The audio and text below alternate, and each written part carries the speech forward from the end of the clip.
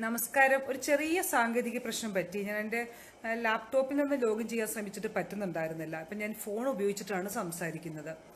അപ്പം അതിന് ചില സാങ്കേതിക പ്രശ്നങ്ങൾ ഉണ്ടാവും. നിങ്ങളെല്ലാവരും ക്ഷമിക്കുമെന്ന് വിചാരിക്കുന്നു. ആദ്യമായി ഈ ഒരു പ്രഭാഷണ പരമ്പരയിൽ എന്നോട് സംസാരിക്കാൻ ആവശ്യപ്പെട്ട PRDS ഫ്രണ്ട്സ് സർക്കിളിനും ഈ ഗ്രൂപ്പിനുമുള്ള എൻ്റെ നന്ദി അറിയിക്കുകയാണ്.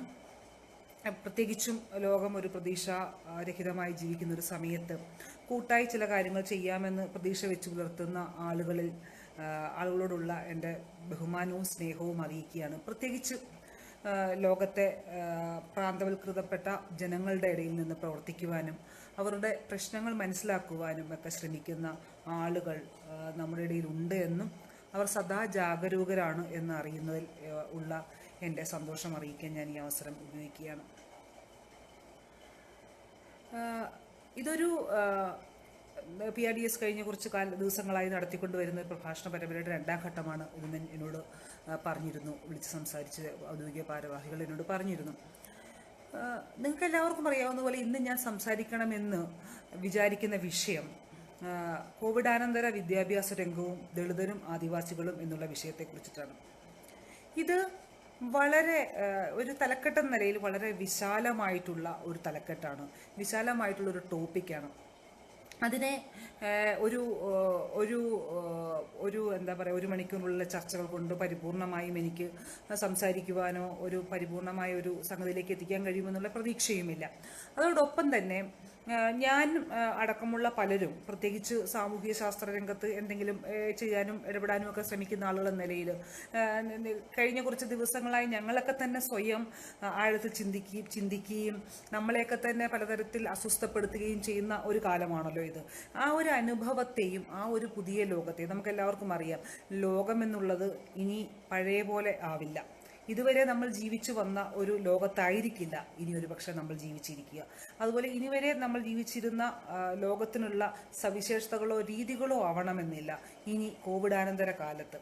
അപ്പം അത്തരത്തിൽ ലോകമെമ്പാടും ഒരു മാറിയ സാഹചര്യത്തെ, പ്രത്യേകിച്ച് കോവിഡിന് ശേഷമുള്ള മാറിയ സാമ്പത്തികവും രാഷ്ട്രീയവും സാംസ്കാരികവും എന്താ പറയുക, ഇന്റർനാഷണൽ റിലേഷൻസുമായി ബന്ധപ്പെട്ടിട്ടുമൊക്കെ ആയിട്ടുള്ള, അതായത് രാജ്യാന്തര ബന്ധങ്ങളുമൊക്കെയായി ബന്ധപ്പെട്ടിട്ടുള്ള പല പല കാര്യങ്ങളിലും വലിയ മാറ്റങ്ങൾ വരാൻ പോകുന്ന ഒരു കാലം കൂടിയാണിത്. ഇതിനെക്കുറിച്ച് പല ചിന്തകരും സംസാരിച്ചും കഴിഞ്ഞു. അപ്പോൾ അങ്ങനെ ഒരു വലിയൊരു പ്രത്യേക രീതിയിലുള്ള ഒരു പാരഡൈം ഷിഫ്റ്റ് സംഭവിക്കുന്ന ഒരു സമയത്താണ് വിശേഷ സാമുദായിക ലോകം, അല്ലെങ്കിൽ ദളിതരും ആദിവാസികളും അടങ്ങുന്ന ഇന്ത്യയിലെ വളരെ വൾണറബിളായിട്ടുള്ള, വളരെ പ്രാന്തവൽകൃതരായിട്ടുള്ള ഒരു വിഭാഗം തങ്ങളുടെ ജീവിതത്തിൻ്റെ മുന്നോട്ടുള്ള പോക്കിന്, അല്ലെ തങ്ങളുടെ ജീവിതത്തിലെ ഈ കോവിഡ് ഉണ്ടാക്കിയിട്ടുള്ള പലതരത്തിലുള്ള പ്രതിസന്ധികളായിരിക്കും, പ്രത്യാശകളായിരിക്കും, അതിനെ എങ്ങനെ നോക്കിക്കാണണമെന്നും അതിനെ എങ്ങനെ അഭിസംബോധന ചെയ്യണമെന്നുള്ള ഒരു ആലോചന നടത്തുന്നതെന്ന് നമുക്കറിയാം. ഈ ഒരു ആലോചന ഒരുപക്ഷെ കുറേ കാലമായി ദളിത് വൈജ്ഞാനിക രംഗത്തും ആക്ടിവിസത്തിൻ്റെ രംഗത്തും നിലനിൽക്കാൻ ശ്രമിക്കുന്ന ഒരാളെന്നല്ല, അതിൽ ചെറിയ പങ്ക് വഹിക്കാൻ ശ്രമിക്കുന്ന ഒരാളെന്ന നിലയിൽ പണ്ട് ഒരു 10 വർഷം മുമ്പ് ഒരിക്കൽ ഉണ്ടാവുമെന്ന് ഞാൻ വിചാരിക്കുന്നില്ല. കാരണം ഒരു 10 വർഷം മുമ്പ് നമ്മൾ ഇതൊക്കെ ആലോചിച്ച് ചെയ്തു വരുമ്പോഴത്തേക്കും നമ്മൾ ഒരുപാട് പിന്നിലായി കാണും. പക്ഷേ സന്തോഷകരം എന്ന് പറയട്ടെ, പുതിയ തലമുറയാണെങ്കിലും പുതിയ ചെറുപ്പക്കാരാണെങ്കിലും വളരെ ദൂരം, അതായത് അവർ ഒരു ദളിതരുടെ ഇടയിൽ ഒരു ജനറേഷനിൽ നിന്ന് അടുത്ത ജനറേഷനിലേക്ക് വരുമ്പോൾ ഒരു ക്വാണ്ടം ജമ്പാണ് സംഭവിക്കുന്നത്, ഒരു വലിയ ചാട്ടമാണ് സംഭവിക്കുന്നത്. അതായത് ഇന്നത്തെ എന്നേക്കാൾ 10 വയസ്സുള്ള ഒരു ചെറുപ്പക്കാരൻ അല്ലെങ്കിൽ ചെറുപ്പക്കാരി എന്ന് പറയുന്നത് ഞാൻ സങ്കല്പിക്കുന്നതിൽ അപ്പുറത്തേക്കുള്ള കാര്യങ്ങൾ ആലോചിക്കുവാനും മുൻകൂട്ടി തീരുമാനങ്ങൾ എടുക്കുവാനും ഫലപ്രദമായി സമൂഹത്തിൽ പൊതുമണ്ഡലത്തിൽ ഇടപെടാനും ശേഷിയുള്ളവരായി മാറുന്നത് കാണാൻ കഴിയും. അപ്പോൾ ആ തരത്തിലൊരു വലിയ ക്വാണ്ടം ജമ്പ് ഒരു സമുദായം എന്ന നിലയിൽ നമ്മൾ നടത്തിയെന്നു കൂടിയാണ് ഇത്തരം കാര്യങ്ങളെ ഇത്ര ചൂടോടുകൂടി അഡ്രസ്സ് ചെയ്യാൻ നമ്മളെ കൊണ്ട് സാധിക്കുന്നതെന്നും ഞാൻ കരുതുന്നു. അപ്പോൾ ഈ തരത്തിൽ പൊതുവെ ഒരു സാമുദായിക ആലോചന നടത്തിയാൽ ദളിതരുടെ സമുദായം, ദളിത് സമുദായം അല്ലെങ്കിൽ ആദിവാസി സമൂഹം ഒരു പ്രത്യേക രീതിയിലുള്ള ഒരു പ്രത്യാശ നിർഭരമായ ഒരു കാലഘട്ടത്തിലാണ് ജീവിക്കുന്നതെന്നാണ് ഞാൻ വിചാരിക്കുന്നത്. എന്നെ സംബന്ധിച്ചുള്ള പ്രത്യാശ നിർഭരമാണ് സമുദായത്തിൻ്റെ മുന്നോട്ടുള്ള പോക്ക്. അപ്പം ഇങ്ങനെ ഒരു കാലഘട്ടത്തിൽ നമുക്ക് എങ്ങനെയാണ് ഒരു കോവിഡ്-19 ശേഷമുള്ള നമ്മുടെ ലോകത്തെ അല്ലെ ഇന്ത്യയെ, സവിശേഷ കേരളത്തെ നോക്കിക്കാണാൻ കഴിയുമെന്നുള്ള ചില പ്രാഥമികമായ ചിന്തകൾ നിങ്ങളുമായി പങ്കുവയ്ക്കാമെന്നാണ് ഞാൻ കരുതുന്നത്. അതൊരു 40 മിനിറ്റ് എനിക്ക് പറയാനുള്ള കാര്യങ്ങൾ പറയുകയും 1 മിനിറ്റ് വേണമെങ്കിൽ നമുക്ക് ചർച്ച ചെയ്യുന്നതൊക്കെ അത് കംപ്ലീറ്റ് ചെയ്യാമെന്ന് ഞാൻ കരുതുന്നു.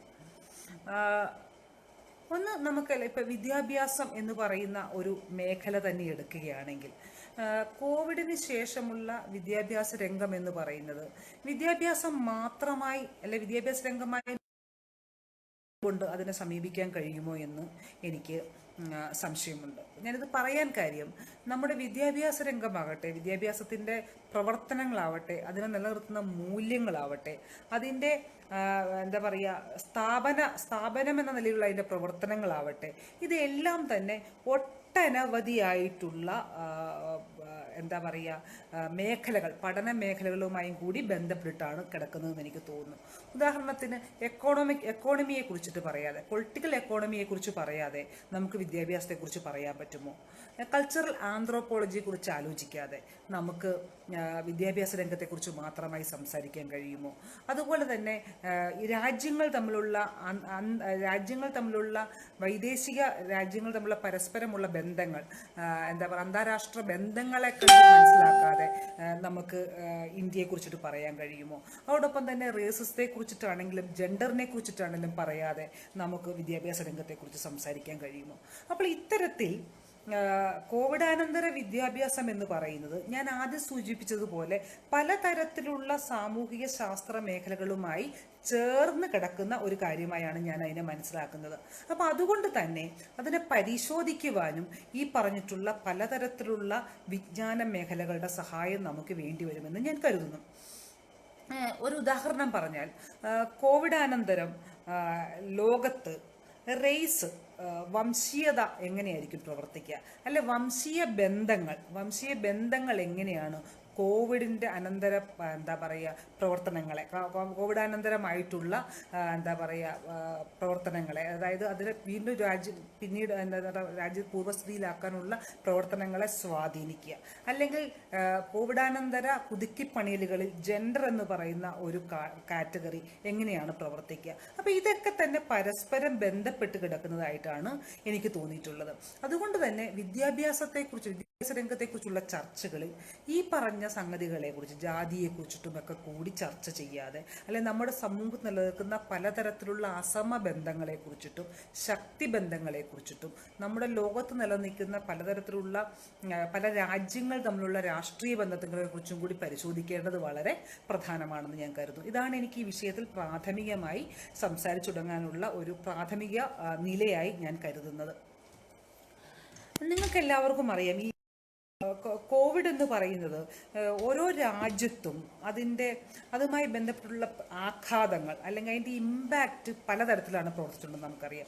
ഇപ്പോൾ ഏറെക്കുറെ എല്ലാവരും സമ്മതിക്കുന്ന ഒരു കാര്യമുണ്ട്, ലോക പോലീസായിട്ടുള്ള അമേരിക്ക ഒരു വൈറസ് ആക്രമണത്തെ, അല്ലെങ്കിൽ ഒരു വൈറസ് വഴി ഉണ്ടായിട്ടുള്ളൊരു പാൻഡമിക്കിനെ നേരിടാൻ കഴിയാതെ തകർന്നു പോകുന്നത് നമ്മളെല്ലാവരും കണ്ടു കഴിഞ്ഞു.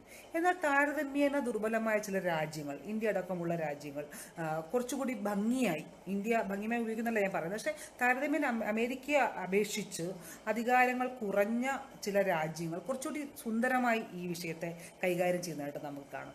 ആഫ്രിക്കയിൽ ഒരു വലിയ കോവിഡ് അറ്റാക്ക് നമ്മൾ കണ്ടു കഴിഞ്ഞിട്ടില്ല. അങ്ങനെ അതുവരെ നമ്മൾ വിചാരിച്ചിരുന്നത് പോലെ വ്യത്യസ്തമായി അന്താരാഷ്ട്ര രംഗത്തെ രാജ്യാന്തര ബന്ധങ്ങളിലെ അതിൻ്റെ സ്വഭാവങ്ങളെയും ഇത് വളരെ, കോവിഡ് എന്ന് പറയുന്ന സംഗതി വളരെ ആഴത്തിൽ മാറ്റിയതായിട്ട് നമുക്ക് കാണാൻ കഴിയും. അപ്പം ഇതിൻ്റെ വേറൊരു സംഗതി, ഇപ്പം ഇന്ത്യയുടെ ഒരു കോണ്ടസ്റ്റ് നമ്മൾ കോവിഡിനെ കുറിച്ച് ആലോചിക്കുകയാണെങ്കിൽ, ഞാനിന്ന് റൗണ്ട് ടേബിളിൽ ശ്രീ ചന്ദ്രഭാൻ പ്രസാദുമായിട്ടുള്ള ഒരു ഇൻ്റർവ്യൂ വായിക്കുകയായിരുന്നു ഈ സംസാരത്തിന് ആമുഖമായിട്ട്. അപ്പോൾ അദ്ദേഹം നടത്തുന്ന ചില നിരീക്ഷണങ്ങളുണ്ട്. അപ്പോൾ അദ്ദേഹം പറയുന്ന ഒരു സംഗതിയുണ്ട്, നമ്മുടെ പ്രധാനമന്ത്രി നരേന്ദ്രമോദി അദ്ദേഹം ആദ്യം നമ്മളോട് കോവിഡുമായി ബന്ധപ്പെട്ടിട്ട് പാത്രം കൊട്ടി ആഘോഷിക്കാൻ പറഞ്ഞു. രണ്ടാമത് നമ്മളോട് ടോർച്ചോ അല്ലെങ്കിൽ പ്രകാശം തെളിക്കാൻ നമ്മളോട് ആവശ്യപ്പെട്ടു. അപ്പം അദ്ദേഹം അതിനെക്കുറിച്ച് പറയുന്നത് അത് സയൻസിന് വിരുദ്ധമാണ്, അല്ലെങ്കിൽ ശങ്കൂതി സന്തോഷിക്കുന്നത് അത് സയൻസിന് വിരുദ്ധമാണെന്ന് അദ്ദേഹം പറയുന്നത്. അപ്പം അദ്ദേഹം പറയുന്നത് ജനാധിപത്യത്തിൽ വിശ്വസിക്കുന്ന ആളുകൾ, സോഷ്യൽ ഡെമോക്രസിയിൽ വിശ്വസിക്കുന്ന ആളുകളെ സംബന്ധിച്ചോളം അവർ റാഷണലും, അതായത് യുക്തിഭദ്രമായിട്ടുള്ള ശാസ്ത്രീയമായിട്ടുള്ള ചില നിലപാടുകളും ചിന്തകളും മുമ്പോട്ട് വെക്കുക എന്നുള്ളത് വളരെ പ്രധാനമാണെന്നാണ് അദ്ദേഹത്തിൻ്റെ ഇൻ്റർവ്യൂവിലുള്ള ഒരു തുക അതാണ്. അദ്ദേഹം പറഞ്ഞത് ഇന്ത്യൻ മിഡിൽ ക്ലാസ് ഒരു പ്രത്യേക രീതിയിൽ ഈ പാൻഡമിക്, ഈ കോവിഡ് കൊണ്ടുവന്നിട്ടുള്ള ഒരു അസ്ഥിരതയും ഒരു ഭീതിയും ഉണ്ടല്ലോ, പ്രത്യേകിച്ച് സാധാരണക്കാരായിട്ടുള്ള താഴ്ന്ന ക്ലാസ് നിലയിലുള്ള, താഴ്ന്ന വർഗ്ഗനിലയിലുള്ള ആളുകളിൽ ഉണ്ടാക്കിയിട്ടുള്ള ഒരു ഭീതിയും അമ്പരപ്പും അവരുണ്ടാക്കിയിട്ടുള്ള, അവർക്ക് ജീവിതത്തിൽ വന്നിട്ടുള്ള ഒരു വലിയ വറുതി ഉണ്ടല്ലോ, ഒരു ഓട്ടം, നെട്ടോട്ടം, അത് അറിഞ്ഞോ അറിയാതെയോ മിഡിൽ ക്ലാസ് ആയിട്ടുള്ള ഇന്ത്യൻ മിഡിൽ ക്ലാസ്സിന് ഒരു തരത്തിലുള്ള ഒരു ആനന്ദം പ്രൊവൈഡ് ചെയ്യുന്നുണ്ട്. കാരണം അറിഞ്ഞോ അറിയാതെയോ ജാതി ഹിന്ദു ആഗ്രഹിച്ചിരുന്നത് പോലത്തെ ഒരു അസമത്വത്തിൽ ഇതിലൂടെ പോകുന്നത് എന്നൊരു നിരീക്ഷണം അദ്ദേഹം നടത്തുന്നുണ്ട്. കുറച്ച് വൈൽഡായിട്ടുള്ള, കുറച്ച് വന്യമായൊരു നിരീക്ഷണമാണെങ്കിലും അത് ഏറെക്കുറെ ശരിവെക്കുന്ന ചില കാര്യങ്ങൾ നമ്മൾ കണ്ടു കഴിഞ്ഞിരുന്നു. ഉദാഹരണമായി പറഞ്ഞിട്ടുണ്ടെങ്കിൽ കേരളത്തിൽ നമ്മൾ ഒരു പ്രത്യേക രീതി നോക്കിയിട്ടുണ്ടെങ്കിൽ ഈ സോഷ്യൽ ഡിസ്റ്റൻസിങ് തുടക്കത്തിൽ നമ്മൾ എല്ലാവരും പറഞ്ഞതാണ് സാമൂഹിക അകലം പാലിക്കണം എന്നുള്ള ഒരു മുദ്രാവാക്യമുണ്ടായിരുന്നു. അപ്പോൾ ഈ സാമൂഹിക അകലം എന്ന് പറഞ്ഞ സംഗതിയെ പലപ്പോഴും വളരെ പെട്ടെന്ന് തന്നെ എന്താ പറയുക, പരമ്പരാഗത ഹിന്ദുവാദികൾ, ഹൈന്ദവവാദികൾ അതിനെ പെട്ടെന്ന് തന്നെ അപ്രോപ്രിയേറ്റ് ചെയ്യുകയും അവർ പ്രത്യേക രീതിയിൽ ജാതി ഹിന്ദുക്കൾ പാലിച്ചിരുന്ന അയിത്തം പോലെയുള്ള സാമൂഹിക അകലങ്ങൾ വേറൊരു തരത്തിൽ ഞങ്ങളത് മുൻകൂട്ടി കണ്ടിരുന്നെന്നും യഥാർത്ഥത്തിൽ അയിത്തം എന്ന് പറയുന്നത് ഒരു ഒപ്രഷൻ ആയിരുന്നില്ല, അത് ചില സാമൂഹിക സദാചാരത്തിൻ്റെ ഭാഗമായും ഈ പറഞ്ഞ പോലെ പതിയെ അപകടങ്ങൾ ഉണ്ടാവാതിരിക്കാനും കഴിയുന്ന വിധത്തിലുള്ള ഒരു സാമൂഹികമായ ധാർമ്മികത മാത്രമായിരുന്നു എന്ന് പറഞ്ഞുകൊണ്ടാണ് അവർ രംഗത്തെത്തിയത്. അതായത് വളരെ ഒപ്രസീവായിട്ടുള്ള, വളരെ ശക്തമായ അടിച്ചമർത്തൽ ബന്ധത്തെ ഏറ്റവും പുതിയ സംഗതി വെച്ചിട്ട് പുനർവായിക്കുകയും എന്നിട്ട് അതിനെ ന്യായീകരിക്കുകയും ചെയ്യുന്ന ഒരു പ്രവണത വളരെ പെട്ടെന്നുണ്ടായി വന്നു. അപ്പം ഏതൊരു പുതിയ സംഗതിയെയും എങ്ങനെയാണ് പ്രത്യേകിച്ച് ഫാസിസ്റ്റ് ശക്തികൾ അല്ലെങ്കിൽ ഹൈന്ദവ കാസ്റ്റ് ഹിന്ദുക്കൾ എങ്ങനെയാണ് അവർക്കനുകൂലമായി അതിനെ മാറ്റുന്നതെന്നുള്ളതിൻ്റെ ഒരു ഉദാഹരണം ആയിട്ടാണ് ഞാനത് പറഞ്ഞത്. അപ്പം ഈ തരത്തിൽ സാമൂഹിക അകലം എന്ന് പറയുന്ന ഏറ്റവും പുതിയ കാലത്തെ ഏറ്റവും പുതിയ ഒരു പ്രതിസന്ധിയെ നമ്മൾ ഉപയോഗിച്ച ഒരു സംഗതിയെ എത്ര പെട്ടെന്നാണ് നൂറ്റാണ്ടുകൾക്ക് പുറകിലുള്ള ഒരു അടിച്ചമർത്ത വ്യവസ്ഥിതിയെ ന്യായീകരിക്കാൻ വേണ്ടി ഉപയോഗിക്കപ്പെട്ടതെന്നുള്ളതാണ്. അപ്പം നമ്മൾ എത്ര പുതിയ ആധുനികരായ മനുഷ്യരാണെങ്കിലും നമ്മൾ ആധുനികമായ എല്ലാ സംഗതികളും, ഈവൻ സയൻസ് ഉൾപ്പെടെയുള്ള കാര്യങ്ങൾ ഉപയോഗിച്ചുകൊണ്ട് ജാതി വ്യവസ്ഥയാണെങ്കിൽ അതുപോലെ അടിച്ചമർത്തൽ എങ്ങനെ ഉപയോഗിക്കാമെന്ന് ഫലപ്രദമായി കണ്ടുപിടിച്ച ആൾക്കാരാണ് നമ്മൾ. അപ്പം ഇത്തരത്തിലുള്ള സൗകര്യപൂർവ്വമുള്ള വ്യാഖ്യാനങ്ങളെയും പിന്നോക്ക് പോക്കലിനെ നമ്മൾ കണ്ടു കഴിഞ്ഞു.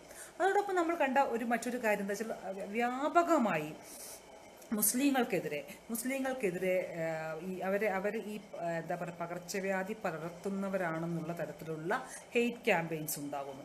അതുപോലെ തന്നെ ദളിതർ യാത്ര ചെയ്തു വരുന്ന ദളിതരായിട്ടുള്ള ആളുകളെ ഗ്രാമങ്ങളിൽ നിന്ന് കാത്തിരുന്ന് അടിക്കുകയും തല്ലുകയും ചെയ്യുന്ന വാർത്തകൾ നമ്മൾ കണ്ടു. അപ്പോൾ ആ തരത്തിൽ ഈ പുതുതായി ഉണ്ടായി വന്നിട്ടുള്ള ഈ അന്താരാഷ്ട്ര സ്വഭാവമുള്ള ഈ പകർച്ചവ്യാധിയുടെ ചില സംഗതികളെ, ചില സാങ്കേതികതകളെ എടുത്തുകൊണ്ട് എങ്ങനെയാണ് ജാതി പ്രാക്ടീസ് ചെയ്യാനായിട്ട് അല്ലെ ജാതീയമായിട്ടുള്ള ആക്രമണം നടത്താൻ വേണ്ടി ഉപയോഗിക്കുന്നത് നമ്മൾ കണ്ടു കഴിഞ്ഞു. അപ്പം ഇത് കേവലം ഒരു വൈദ്യശാസ്ത്ര പ്രശ്നമോ കേവലം ഒരു പകർച്ചവാദിയുടെ മാത്രം പ്രശ്നമായി നിൽക്കുന്നില്ല എന്ന് പറയാനാണ് ഞാൻ ഉദാഹരണങ്ങൾ പറഞ്ഞത്. മറിച്ച് അത്തരം സംഗതികളെല്ലാം തന്നെ നിലനിൽക്കുന്ന അധികാര ബന്ധങ്ങളെ ഫലപ്രദമായി ഉപയോഗിക്കുവാൻ വേണ്ടിയിട്ട് അപ്രോപ്രിയേറ്റ് ചെയ്യാനുമൊക്കെ കഴിയുന്ന തരത്തിലേക്ക് നമ്മുടെ സാമൂഹിക ബോധം മാറുന്നും കൂടിയുണ്ട്. അപ്പം കോവിഡ് എന്ന് പറഞ്ഞ സംഗതിക്ക് ഒരു അസുഖമായി മാത്രം നിലനിൽപ്പില്ല എന്ന് പറയാനാണ് ഞാൻ ഈ ഉദാഹരണങ്ങളൊക്കെ സൂചിപ്പിച്ചത്. ആ ഉദാഹരണങ്ങൾ സൂചിപ്പിച്ചത് എന്തുകൊണ്ടാണെന്ന് വെച്ചാൽ കോവിഡ് അനന്തരമായിട്ടുള്ള കേരളത്തെ മനസ്സിലാക്കുവാനോ അല്ലെ ഇന്ത്യയെ മനസ്സിലാക്കുവാനോ അതിനെ ഒരു വൈദ്യശാസ്ത്ര പ്രശ്നമായിട്ടോ ഒരു താൽക്കാലിക വിപത്തായിട്ടോ മാത്രം ചുരുക്കി കാണുമ്പോൾ അത് ഭയങ്കരമായി ലളിതവൽക്കരണമായിരിക്കുമെന്ന് എനിക്ക് തോന്നുന്നു. അപ്പം അത്തരത്തിൽ ഈ പറഞ്ഞതുപോലെ കോവിഡാനന്തര ഒരു ഇന്ത്യ അല്ലെങ്കിൽ കേരളത്തിലെ ഒരു വിദ്യാഭ്യാസ രംഗത്തെക്കുറിച്ചിട്ടുള്ള ചില കാര്യങ്ങൾ നിങ്ങളുമായി പങ്കുവയ്ക്കാമെന്നാണ് ഞാൻ വിചാരിക്കുന്നത്. ഞാനൊരു അപ്പോൾ ഈ സോഷ്യൽ ഡിസ്റ്റൻസിങ് എന്ന് പറയുന്ന ഒരു പദം തന്നെ മാറ്റേണ്ടതുണ്ട് എന്ന് കാഞ്ചയിളയ പറയുന്നുണ്ട്. അദ്ദേഹത്തിൻ്റെ ഈ കോവിഡുമായി ബന്ധപ്പെട്ട് അദ്ദേഹം റീസെൻ്റായിട്ട് എഴുതിയൊരു ആർട്ടിക്കിളിൽ അദ്ദേഹം പ്രധാനമായും പറയാൻ ശ്രമിക്കുന്നത് ഒരു കാരണവശാലും സാമൂഹിക അകലം എന്ന് പറയുന്ന ആ പദപ്രയോഗം അത് വേറെ തരത്തിൽ ജാതിയെ എന്താ പറയുക റീവിസിറ്റ് ചെയ്യാനാണ് സഹായിക്കുന്നതെന്നും അത് ഡിസീസ് ഡിസ്റ്റൻസിങ് എന്ന് പറയണമെന്നാണ് അദ്ദേഹം സജസ്റ്റ് ചെയ്യുന്നത്. അങ്ങനെ അദ്ദേഹം കുറേ രസകരമായ കാര്യങ്ങൾ അദ്ദേഹം പറയുന്നുണ്ട്. ഈ സാമൂഹിക അകലവും ജാതിയും തമ്മിലൊരു പ്രത്യക്ഷ ബന്ധമുണ്ടെന്നും അറിഞ്ഞോ അറിയാതെയോ ഈ ഒരു പ്രയോഗം ജാതിയെ കുറച്ചുകൂടി എന്താ പറയുക ന്യായീകരിക്കുന്ന സംഗതികളായി ഒരു ഒരു ഒരു ഒരു ഉദാഹരണമായി അദ്ദേഹം പറഞ്ഞത്.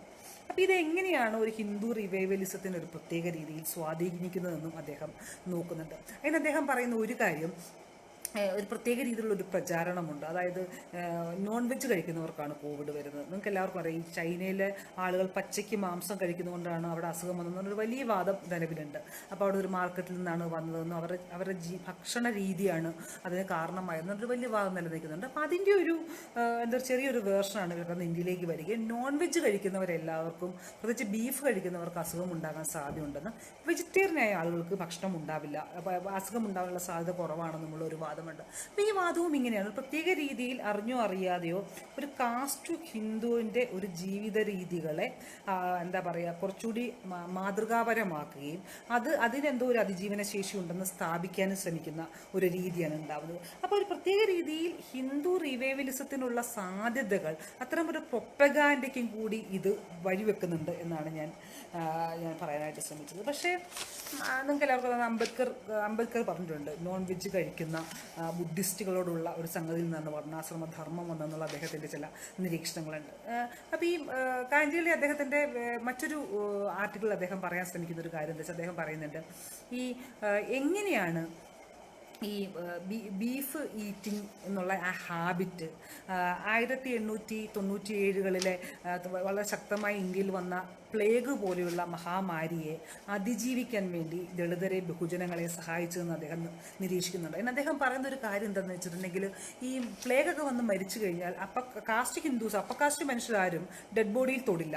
ആ പണിയെടുക്കാൻ നീക്കം ചെയ്യുകയും മറവ് ചെയ്യുകയും ചെയ്യുന്ന ജോലികൾ ബഹുജനങ്ങൾക്കോ അല്ലെങ്കിൽ ദളിതർക്കോ ആണ്. അപ്പോൾ ഇതേ പ്ലേഗ് ബാധിച്ച ഈ ശവശരീരം ചുവന്നുകൊണ്ട് പോകുന്ന ദളിതർക്ക് കാര്യമായിട്ട് അസുഖം ബാധിച്ചില്ല എന്ന് കാണാൻ പറ്റും. അത് അവരുടെ ഈ നോൺ വെജ് കഴിക്കുന്നത് വഴി ഇവരുണ്ടാക്കിയെടുത്തൊരു ഹാബിറ്റാണ് അദ്ദേഹം നിരീക്ഷിക്കുന്നത്. അതിൻ്റെ ശാസ്ത്രീയ വശങ്ങളൊക്കെ പരിശോധിക്കേണ്ടതുണ്ട്. പക്ഷേ എല്ലാ കാലത്തും ഈ മഹാമാരികളെ ഒരു പ്രത്യേക രീതിയിൽ ജീവിത ചര്യകൾ കൊണ്ടാവാം, അല്ലെങ്കിൽ ചില പ്രത്യേക തരത്തിലുള്ള അതിജീവന ശേഷികൾ കൊണ്ടാവാം ദളിതർ നേരിട്ടുണ്ട്. അപ്പോൾ നമുക്കറിയാം, ഇപ്പോൾ ഈ കേരളത്തിൽ മൈഗ്രേഷൻ നടന്നത് വ്യാപകമായി വടക്കൻ മലബാറിലേക്ക് മൈഗ്രേഷൻ കുടിയേറ്റം നടന്നിട്ടുണ്ട്. ദളിതരോ ആദിവാസികൾ പോട്ടെ, ദളിതർ കാര്യമായി അതിൽ പങ്കാളികളല്ല എന്ന് കാണാൻ പറ്റും. അപ്പോൾ അങ്ങനത്തെ ഒരു വലിയ എങ്ങനെ നേരിട്ടു എന്നൊരു ചോദ്യം വളരെ പ്രധാനമാണെന്ന് ഞാൻ വിചാരിക്കുന്നത്. ആ വാർദ്ധക്കാലത്ത് അവർ ദേശം വിടാതെ അവിടെ നിന്ന് അതിനെ അതിജീവിക്കാൻ കഴിഞ്ഞു എന്നുള്ളത്, അതിനവർ ഉപയോഗിച്ചിട്ടുള്ള സ്ട്രാറ്റജി എന്തായിരുന്നു എന്ന് നമുക്കറിയില്ല. അത് ചിലപ്പോൾ ഒരു പക്ഷേ തോടിനെയും ഒക്കെ ആശ്രയിക്കുന്ന, അല്ലെങ്കിൽ എന്താ പറയുക നടുതലകളെ കിഴങ്ങുകളെയും കായ്കനികളെ കരണ്ട് പോയി ഞാൻ സംസാരിക്കാം കായ്കനികളെയും ഒക്കെ ആശ്രയിച്ച് കഴിക്കുന്ന ഒരു രീതി കൊണ്ടാണോ എന്നറിയില്ല. അവർക്ക് ഈ വറുതിയെ ഒരു പാലായനം കൂടാതെ അതിജീവിക്കാൻ കഴിഞ്ഞിട്ടുണ്ടെന്ന് കാണാൻ കഴിയും. അപ്പോൾ ഇത്തരത്തിലുള്ള പലതരത്തിലുള്ള സംഗതികളെ അതിജീവിച്ച ചരിത്രം കൂടി നമുക്കുണ്ട് എന്ന് പറയാനാണ് ഞാൻ ഈ ഒരു ഉദാഹരണം പറയാനായിട്ട് ഞാൻ ആഗ്രഹിച്ചത്. അപ്പോൾ കേൾക്കാമെന്നാണ് ഞാൻ വിചാരിക്കുന്നത്. കറക്റ്റ് ടൈമിലാണ് കറണ്ട് പോയത്.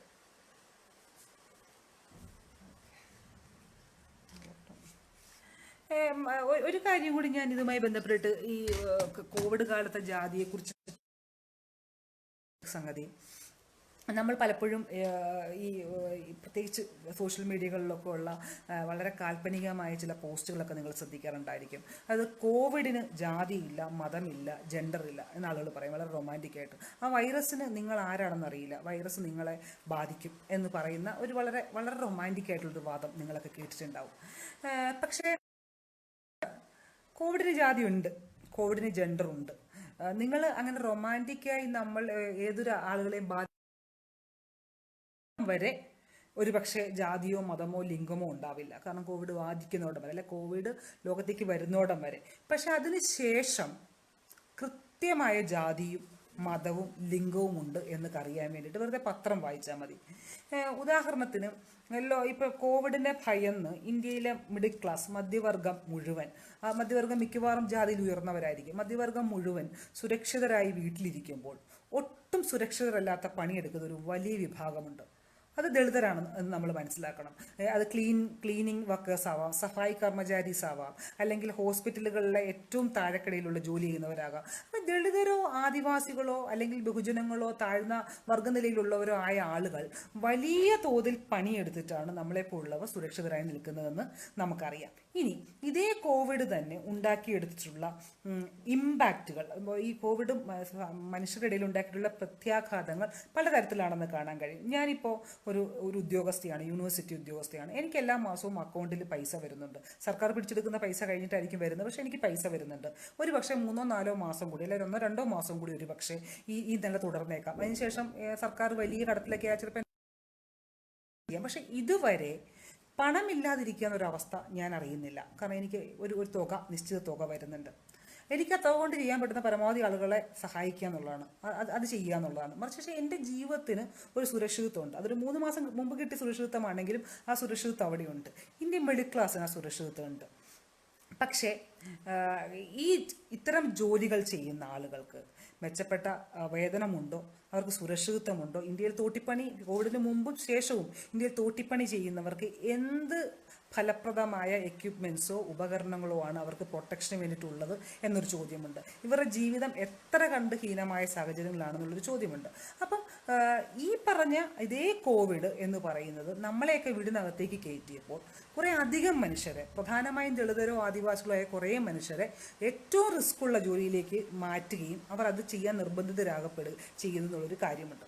അതോടൊപ്പം തന്നെ പലായനം ചെയ്ത്, നമുക്കറിയാം കഴിഞ്ഞ ദിവസവും 16 പേര് മരിച്ച ഒരു സംഭവം നിങ്ങളൊക്കെ പത്രം വായിച്ചറിഞ്ഞുണ്ടാവും. അപ്പോൾ ഈ പലായനം ചെയ്യേണ്ടി വന്നവർ, കൂട്ടത്തോടെ ജോലി ഇല്ലാണ്ടായവർ, നാട്ടിൽ നിന്ന് പുറത്താക്കപ്പെട്ടവർ ഒക്കെ എന്ന് പറയുന്നത് ഒക്കെ തന്നെ ഇന്ത്യയിലെ കീഴാള ജനവിഭാഗത്തു നിന്നുള്ളവരാണെന്ന് നമുക്ക് കാണാൻ കഴിയും. അപ്പം ഈ തരത്തിൽ കോവിഡ് എന്ന് പറയുന്നത് ലിംഗബാഹ്യമായ ഒരു കാര്യമല്ല. ഇപ്പം നമുക്കറിയാം കേരളത്തിലെ ഇന്ത്യയിലെ വീടുകളിൽ കോവിഡിൻ്റെ ഭാഗമായി വീട്ടിൽ കഴിയാൻ നിർബന്ധിക്കപ്പെട്ട സ്ത്രീകൾ അനുഭവിക്കുന്ന ലൈംഗിക പീഡനമാവാം, അല്ലെങ്കിൽ ഗാർഹിക പീഡനമാകാം. അതിൻ്റെ റേറ്റ് വളരെ കൂടുതലാണെന്ന് നമുക്ക് കാണാൻ കഴിയും. അതുപോലെ തന്നെ അവർ അവർക്ക് ഇഷ്ടമില്ലാത്ത ലൈംഗിക ബന്ധത്തിൽ ഏർപ്പെടുന്ന ഉൾപ്പെടെയുള്ള പലതരത്തിലുള്ള കാര്യങ്ങൾ അവർ ചെയ്യേണ്ടി വരുന്നതായിട്ട് നമുക്കറിയാം. അപ്പം അങ്ങനെ ഒരു പാൻഡമിക് വരുമ്പോൾ അത് എല്ലാവരും ഒരുപോലെ ബാധിക്കുമായിരിക്കും സാങ്കേതികമായി, പക്ഷെ അത് അനുഭവിക്കുന്നത് ഒരുപോലെയല്ല എന്ന് കാണാൻ കഴിയും. അപ്പോൾ ഇത്തരത്തിൽ വളരെ സങ്കീർണമായ ഒരു അനുഭവമാണ് കോവിഡ് ഓരോ ആൾക്കും തരുന്നതെന്നും, സവിശേഷം നമ്മുടെ നാട്ടിലും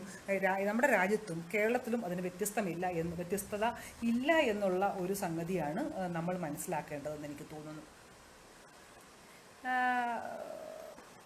ഒരു വളരെ പറയുക, ഇവിടെ കറണ്ട് പോയതിൻ്റെ ഒരു പ്രശ്നമുണ്ട്. ഈ സഫായി കർമ്മചാരിയായിട്ടുള്ള ആളുകളെയൊക്കെ വഴിയിൽ നടക്കാനൊന്നും സമ്മതിക്കാതിരിക്കുക, അല്ലെങ്കിൽ ചില പ്രത്യേക സമുദായത്തിൽപ്പെട്ടവർക്ക്, തെലങ്കാനയിലും മറ്റുമൊക്കെ ചില പ്രത്യേക സമുദായത്തിൽപ്പെട്ടവർക്ക് പുറത്തേക്ക് ഇറങ്ങാൻ കഴിയാതിരിക്കുക, അവർ ആക്രമിക്കപ്പെട്ട.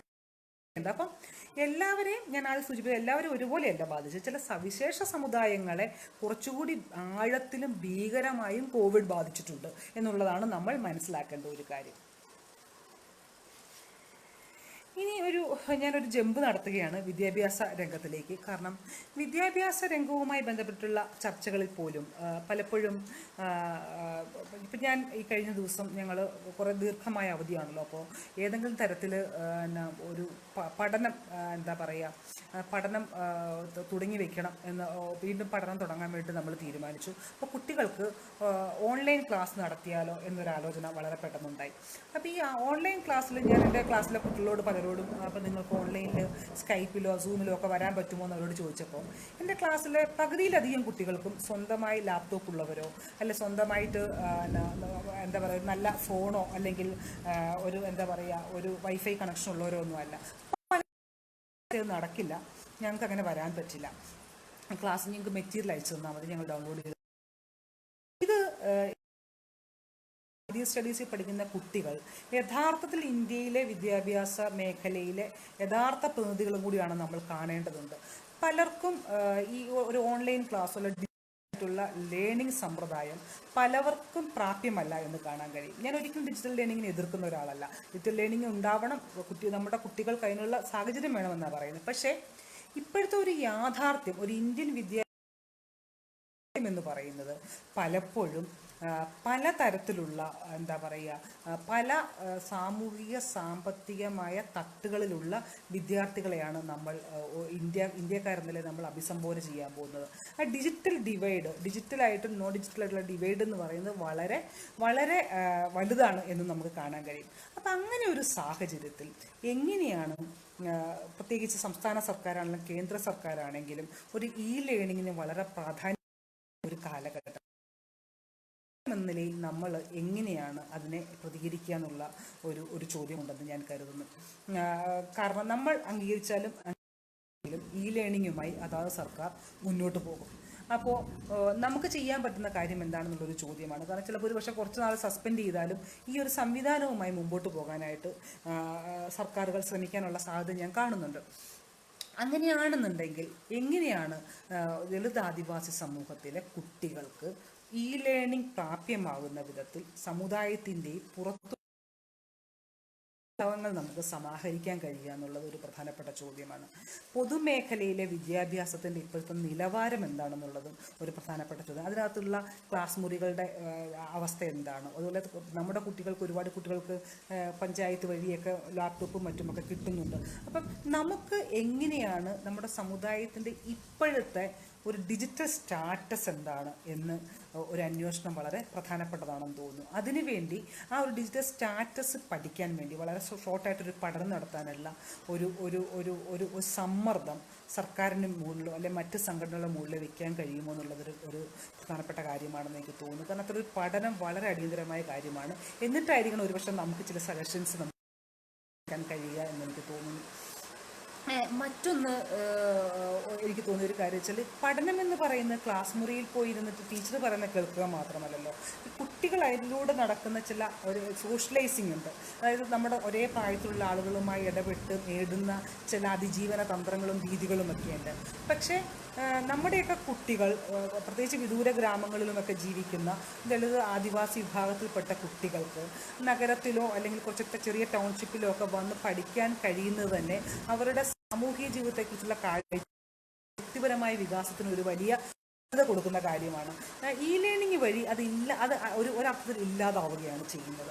അപ്പം ഈ സോഷ്യലൈസ് ചെയ്യുവാനും ഇതര സമുദായത്തിലോ അല്ലെങ്കിൽ ഇതര ആളുകളോട് ബന്ധപ്പെട്ട് ഒരു മാത്സര്യബോധമോ ഒരു കോമ്പറ്റീറ്റീവ് സ്കില്ലൊക്കെ ഉണ്ടാക്കിയെടുക്കാനായിട്ട് കഴിയുന്ന ഒരു സാഹചര്യം കൂടിയാണ് സ്കൂളിംഗ് വഴി നമ്മുടെ കുട്ടികൾക്ക് കിട്ടുന്നത്.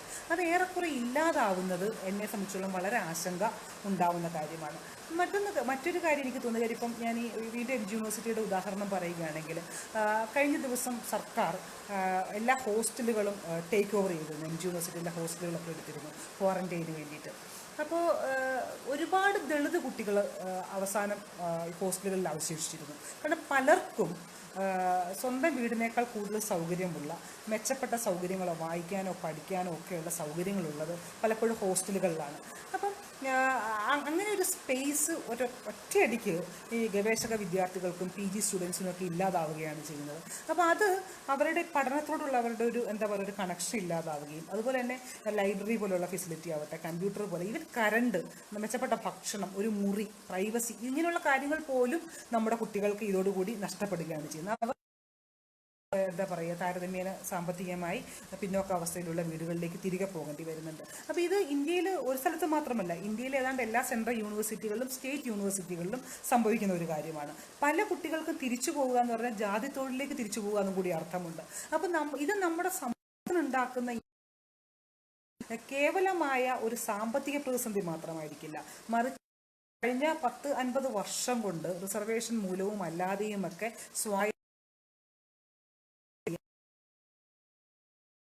ഭയങ്കരമായി പുറകോട്ടടിക്കുന്ന ഒരു കാര്യമായിരിക്കും. അപ്പോൾ ഇതിനെ അഡ്രസ്സ് ചെയ്യാൻ വളരെ പ്രധാനമാണ്. പ്രത്യേകിച്ചും സർക്കാർ ഇത്തരം സവിശേഷ സാഹചര്യങ്ങൾ മനസ്സിലാക്കിക്കൊണ്ട് എന്തെങ്കിലും സോഷ്യൽ എക്സ്ക്ലൂഷൻ അനുഭവിക്കുന്ന വേണ്ടിയുള്ള സ്പെഷ്യൽ പാക്കേജ് കൊണ്ടുവരാനുള്ള ചില സമ്മർദ്ദങ്ങൾ കൂടി അധ്യാപകർ എന്ന നിലയിലും സമുദായ നേതാക്കൾ എന്ന നിലയിലും സമുദായത്തെ ചിന്തകർ എന്ന നിലയിൽ നമുക്ക് നമ്മൾ നടത്താനുള്ള ഉത്തരവാദിത്വമുണ്ട് എന്ന് ഞാൻ കരുതുന്നു. പിന്നെ മറ്റൊരു സംഗതി, ഞാൻ ഈ പഠനം എന്ന് പറഞ്ഞാൽ ഞാനൊരു ആ നില ചില മൂരാച്ചി സ്വഭാവങ്ങളൊക്കെ എനിക്കുണ്ട്. ഞാൻ പൊതുവെ ഈ പഠനം പാൽപ്പായസം എന്ന് പറയുന്ന അതിൽ വിശ്വസിക്കുന്ന ഒരാളല്ല. പഠനം പാൽപ്പായസമല്ല എന്ന് മാത്രമല്ല, പഠനം വളരെ ദുഷ്കരമായിട്ടുള്ള വളരെ വേദനാജനകമായിട്ടുള്ള ഒരു പ്രക്രിയയാണ്. പഠിക്കുക എന്ന് പറഞ്ഞാൽ വേദനാജനകമാണ്. നിങ്ങൾ തിയറി വായിച്ച് പഠിക്കുക എന്നുള്ളത് വളരെ വേദന ഉണ്ടാക്കുന്ന ഒരു കാര്യമാണ്. നിങ്ങളെ മടിപ്പിക്കുന്ന, നിങ്ങൾക്ക് വിഷമം വരുന്ന, നിങ്ങൾക്ക് വായിച്ചാൽ മനസ്സിലാവാതിരിക്കുക, പ്രാന്ത് വരിക, ഇതൊക്കെ ഈ വായിക്കുക എന്നുള്ളതിൻ്റെ ഒരു പെയിനാണത്. ആ പെയിൻ നമ്മുടെ ആളാണ് ഞാൻ. അതുപോലെ ഫോർമൽ എഡ്യൂക്കേഷൻ, എന്താ പറയുക, ഔപചാരിക വിദ്യാഭ്യാസത്തിൽ വിശ്വസിക്കുന്ന ഒരാളാണ് ഞാൻ. ആളുകളൊക്കെ പറയില്ലേ കുട്ടികൾക്ക് പഠിക്കാൻ വേണ്ടിയിട്ട് കോളേജിൽ പോകണമെന്നില്ല, അവർ അതിൽ കൂടുതൽ കേരളത്തിന് കോളേജിന് പുറത്തുനിന്ന് പഠിക്കും എന്നൊക്കെ പറയുന്നതിനെ ഞാൻ പൊതുവെ ഒരു എന്താ പറയുക ഒരു സവർണതന്ത്രമായിട്ട് കാണുന്ന ഒരാളാണ്. കാരണം കേരളത്തിലെ ദളിതരുടെയും ആദിവാസികളുടെയും മുമ്പിൽ വളരെ പ്രധാനപ്പെട്ട രക്ഷപ്പെടാനുള്ള ഒരു വഴി എന്ന് പറയുന്നത് വിദ്യാഭ്യാസമാണെന്ന് കരുതുന്ന ഒരാളാണ് ഞാൻ. വിദ്യാഭ്യാസം ചെയ്യുക, വിദ്യാഭ്യാസം വഴി ഒരു സോഷ്യൽ മൊബിലിറ്റി ഉണ്ടാക്കുക, അതുവഴി എന്താ പറയുക സാമ്പത്തിക സുരക്ഷിതത്വം ഉണ്ടാക്കുക, അതൊക്കെ വളരെ പ്രധാനപ്പെട്ട ഒരു സമുദായം എന്നതിൽ നമുക്ക് വളരെ പ്രധാനപ്പെട്ട കാര്യമാണ്. അതുകൊണ്ട് തന്നെ ഔപചാരിക വിദ്യാഭ്യാസത്തിന് പ്രാധാന്യം കൊടുക്കുക, പ്രൊഫഷണൽ വിദ്യാഭ്യാസത്തിന് പ്രാധാന്യം കൊടുക്കുക എന്നുള്ളതിന് അതൊരു വലിയ പ്രധാനപ്പെട്ട കാര്യമാണെന്ന് ഞാൻ കരുതുന്നു. പലപ്പോഴും ഒരു പക്ഷേ പ്രകൃതിയിലെ സീസണിങ്ങിനെ കുറിച്ചിട്ടോ അല്ലെങ്കിൽ പ്രകൃതിയിലെ കൃഷിയെക്കുറിച്ചിട്ടോ അല്ലെങ്കിൽ പലതരത്തിലുള്ള ദളിതർക്ക് സ്കില്ലുള്ള പലതരം മേഖല ഉണ്ടാവും. ഒരു പക്ഷേ കൃഷിശാസ്ത്രത്തെക്കുറിച്ചിട്ടാവാം, അല്ലെങ്കിൽ പാട്ടോ കൊട്ടനീയലോ കലകളോ, അതിനെക്കുറിച്ചൊക്കെ നമുക്ക് പരമ്പരാഗതമായി എന്താ പറയുക ജാതീയമായി കുലത്തൊഴിൽപരമായി നമുക്ക് കൈമാറി വന്ന ഒരുപാട് അറിവുകളുണ്ട്. അറിവുകളൊന്നും മോശമാണെന്ന് ഞാൻ പറയില്ല. പക്ഷേ ആ അറിവിന് മെറിറ്റായി കാണുന്ന ഒരു സാഹചര്യം ഇന്ത്യയിൽ ഇല്ലാത്തിടത്തോളം കാലം എന്താണോ മെറിറ്റ് എന്ന് വിചാരിക്കുന്ന ചില കാര്യങ്ങൾ നമ്മൾ നേടിയെടുക്കുക തന്നെ ചെയ്യണം. അതിനുശേഷം നമുക്ക് ഡീലേൺ ചെയ്യാം, അത് വേറൊരു കാര്യമാണ്. പക്ഷേ ഫോർമലായിട്ടുള്ളൊരു എഡ്യൂക്കേഷൻ നേടുക എന്നുള്ളത് വളരെ പ്രധാനപ്പെട്ട ഒരു കാര്യമാണ്. അതാണ് വേറൊരു തരത്തിൽ ഈ കോവിഡാനന്തര കാലത്ത് ഒരുപക്ഷെ പലതരത്തിലുള്ള അവരുടെ ഒക്കെ ആയിരിക്കും. 3 or 4 വിദ്യാഭ്യാസമുള്ള 4ാമത്തെ 5ാമത്തെ തലമുറയിൽ നിൽക്കുന്ന ആളുകളൊക്കെ ആയിരിക്കാം അവർ. നമ്മളൊക്കെ പലപ്പോഴും ഫസ്റ്റ് ജനറേഷനോ സെക്കൻഡ് ജനറേഷനോ ആയിട്ടുള്ള ദളിതരോ ആദിവാസികളോ ഒക്കെ ആയിരിക്കും. അതുകൊണ്ട് നമ്മളെ സംബന്ധിച്ചുള്ള നമുക്ക് വീടിനകത്തു നിന്നുള്ള പഠനം എന്ന് പറയുന്നത് അത്ര കണ്ട് ഈസി ആയിട്ടുള്ളൊരു കാര്യമായിരിക്കില്ല. അതുകൊണ്ട് ലൈബ്രറി ഉപയോഗിക്കുക, അതുപോലെ തന്നെ ഈ പറഞ്ഞ പോലെ ഓൺലൈനായിട്ടുള്ള മെറ്റീരിയലുകളിൽ പ്രാപ്യത ഉണ്ടാവുക, ആക്സസ് ഉണ്ടാവുക, അതൊക്കെ വളരെ പ്രധാനപ്പെട്ടതാണ്. ഒരു റിസോഴ്സ് കുറഞ്ഞ സമുദായം എന്ന നിലയിൽ ഈ കാര്യത്തിൽ സർക്കാരുകൾ പ്രധാനപ്പെട്ട മുൻകൈ എടുക്കുക എന്നുള്ളതും അതൊരു വളരെ ഉന്നയിക്കേണ്ട ആവശ്യമാണ് എന്നുകൂടി ഞാൻ കരുതുന്നു. ഇത് ഞാൻ പറയാൻ കാര്യം എന്തെന്ന് വെച്ചിട്ടുണ്ടെങ്കിൽ, പക്ഷേ ഈ പറഞ്ഞ പോലെ ഒരുപാട് ഗ്രൂപ്പുകൾ, ഇപ്പോൾ PRDS ഗ്രൂപ്പാണ്, ഇപ്പോൾ അജയനൊക്കെ തുടങ്ങാൻ പോകുന്ന ഗെയിം ഓൺലൈൻ ക്ലാസ് ആണെങ്കിലും എയിം പോലെയുള്ള ഗ്രൂപ്പുകൾ ചെയ്യുന്ന സംഗതിയാണ്, ലോകോത്തര പോലെയുള്ള ഗ്രൂപ്പുകളാണെങ്കിലും ഇവരൊക്കെ തന്നെ ദളിത് സ്റ്റുഡൻസിൻ്റെ പഠനത്തിനൊക്കെ ആയിട്ടുള്ള ചെറിയ ചെറിയ ഇനിഷ്യേറ്റീവുകൾ നടത്തുന്നുണ്ട്. അത്തരം ഇനിഷ്യേറ്റീവുകളെയൊക്കെ ഒരു പ്ലാറ്റ്ഫോമിലേക്ക് കൊണ്ടുവരാൻ കഴിയുമോ? അവിടെ തന്നെ എന്തെങ്കിലും എക്സ്ചേഞ്ച് സാധ്യമാണോ, പരസ്പരം എക്സ്ചേഞ്ച് സാധ്യമാണോ എന്നാലോചിക്കേണ്ട സമയമായി. അതോടൊപ്പം തന്നെ ഒരുപാട് അക്കാദമിക് രംഗങ്ങൾ ധാരാളം ദളിതരായിട്ടുള്ള ആദിവാസികളായിട്ടുള്ള ആളുകളുണ്ട്. അവരുടെ ജ്ഞാനവും അവരുടെ ക്രിയശേഷിയും സമുദായത്തിന് ഈ ഒരു ഘട്ടത്തിൽ സമുദായത്തിലെ അടുത്ത തലമുറയ്ക്ക് ഉപയുക്തമാകുന്ന വിധത്തിൽ മാറ്റാൻ കഴിയുമോ എന്നുള്ള കാര്യം. അതുപോലെ തന്നെ ഈ ഫേസ് ടു ഫേസ് വിദ്യാഭ്യാസം നടത്താനുള്ള തരത്തിലേക്ക് നമുക്ക് ചില റിസ്കുകൾ എടുത്ത് ചില പ്രവർത്തനങ്ങൾ ചെയ്യാൻ പറ്റുമോ എന്നുള്ള ചോദ്യം ഉണ്ടാക്കാൻ കഴിയുമോ, അത് ഏറ്റവും ഫലപ്രദമായ രീതിയിൽ ഉണ്ടാക്കാൻ കഴിയുമോ എന്നുള്ള ചോദ്യം, ഇതൊക്കെ വളരെ വളരെ സീരിയസ് ആയി നമ്മൾ ആലോചിക്കേണ്ട കാര്യമാണ് എന്ന് ഞാൻ കരുതുന്നു. വിദ്യാഭ്യാസം എന്ന് പറയുന്നത് നമ്മളെ സംബന്ധിച്ചിടത്തോളം കൂടുതലും ആളുകൾ നമ്മൾ ഇതാക്കുന്നത് ഈ എന്താ പറയുക പൊതുമേഖലാ വിദ്യാഭ്യാസത്തെയോ അല്ലെങ്കിൽ എയ്ഡഡ് കോളേജിനെയോ ഒക്കെ ആയ സ്ഥിതിക്ക് നമ്മുടെ സമുദായത്തിന് കാര്യമായ വിദ്യാഭ്യാസ സ്ഥാപനങ്ങൾ ഇല്ലാത്തതും കൊണ്ട് തന്നെ മറ്റ് സമുദായങ്ങളോടുള്ള നമ്മുടെ വിലപേശൽ ശേഷിയും കൂടി വർദ്ധിപ്പിക്കുക എന്നുള്ളത് വളരെ പ്രധാനപ്പെട്ടതാണെന്ന് ഞാൻ കരുതുന്നു. ആ വിലപേശൽ ശേഷി അതെങ്ങനെ നെഗോഷിയേറ്റ് ചെയ്യാൻ കഴിയുന്നത്, പക്ഷേ ദളിത് സംഘടനകൾക്ക് ചിലപ്പം നെഗോഷിയേറ്റ് ചെയ്യാൻ കഴിയണമെന്നില്ല. ചിലപ്പോൾ ഉപജാതി സമുദായ സംഘടനകൾക്ക് ചിലപ്പോൾ കുറച്ചുകൂടി നെഗോഷിയേറ്റിംഗ് പവർ ഉണ്ടാവുമായിരിക്കും. അപ്പോൾ അതെങ്ങനെ ഓപ്പറേറ്റ് ചെയ്യുക എന്നുള്ളത് ആലോചിക്കേണ്ട ഒരു സമയമാണ്. എന്താ പറയുക, സംഘടിത സമുദായങ്ങളുടെ കോളേജുകൾ, എയ്ഡഡ് കോളേജുകളാണ് ളിലെ ഇത്തരം സൗകര്യങ്ങൾ, ആധുനിക സാങ്കേതിക സൗകര്യങ്ങൾ, എന്താ പറയുക, ആ സൗകര്യങ്ങൾ പ്രൊവൈഡ് ചെയ്യുന്നതിൽ ഒരു സോഷ്യൽ ജസ്റ്റിസ് എൻഷുർ ചെയ്യണമെന്ന് നമുക്ക് ആവശ്യപ്പെടാൻ കഴിയുമോ? തുല്യ നിലയിലോ അല്ല കൂടുതലോ ഇതിന് പ്രാപ്യതയില്ലാത്ത കുട്ടികൾക്ക് കൂടുതൽ പരിഗണനയും ഫോക്കസും കൊടുത്തുകൊണ്ടുള്ള അവരോട് ആവശ്യപ്പെടാൻ പറ്റുമോ എന്നുള്ള ആലോചനകൾ. അപ്പം ഞാൻ പറഞ്ഞത് ഈ കോവിഡ് എന്ന് പറയുന്നത് ഒരു കോവിഡ് ആഫ്റ്റർ പോസ്റ്റ് കോവിഡ് വിദ്യാഭ്യാസ രംഗം എന്ന് പറയുന്നത് കേവലം ഞാൻ ഈ ആദ്യം പറഞ്ഞ പോലെ എന്ത് പഠിക്കണം, പഠിപ്പിക്കേണ്ടത്, എങ്ങനെ പഠിക്കണമെന്ന് പറഞ്ഞേക്കാൾ ഉപരി ഞാൻ ആദ്യം പറഞ്ഞ പോലെ പലതരത്തിലുള്ള സാമൂഹിക അധികാര ബന്ധങ്ങളും വിജ്ഞാന ശാഖകളും കൂടി പരസ്പരം ബന്ധിതമായിട്ടുള്ള ഒരു അവസ്ഥാവിശേഷമാണുള്ളത്. അത്തരം സംഗതികളെ മനസ്സിലാക്കുവാൻ എങ്ങനെ അഡ്രസ്സ് ചെയ്യാൻ കഴിയുക എന്നുള്ളതായിരിക്കണം എനിക്ക് തോന്നുന്നു നമ്മൾ ഇപ്പോൾ ആലോചിക്കേണ്ട ഒരു കാര്യം കൂടി അവസാനമായി പറയാൻ എനിക്ക് പറയണമെന്ന് തോന്നിയ ഒരു കാര്യം, ഇപ്പോഴത്തെ ഒരു അവസ്ഥയിൽ നാഷണൽ ലെവലിലുള്ള പല വിദ്യാഭ്യാസ ഇൻസ്റ്റിറ്റ്യൂഷനുകളിലും എൻട്രൻസ് പരീക്ഷകളൊക്കെ മാറ്റിവെച്ചിരിക്കുകയാണ്. IIT പോലെയുള്ള പല പല വലിയ പ്രസ്റ്റീജിയസ് ഇൻസ്റ്റിറ്റ്യൂഷനുകളിലും എൻട്രൻസ് പരീക്ഷകളൊക്കെ മാറ്റിവെക്കുകയാണ്. പലപ്പോഴും എങ്ങനെ പോലും സെപ്റ്റംബറോട് കൂടിയൊക്കെയാണ് പല സ്ഥലത്തും എന്താ പറയുക വിദ്യാഭ്യാസം പുനരാരംഭിക്കുകയുള്ളൂ.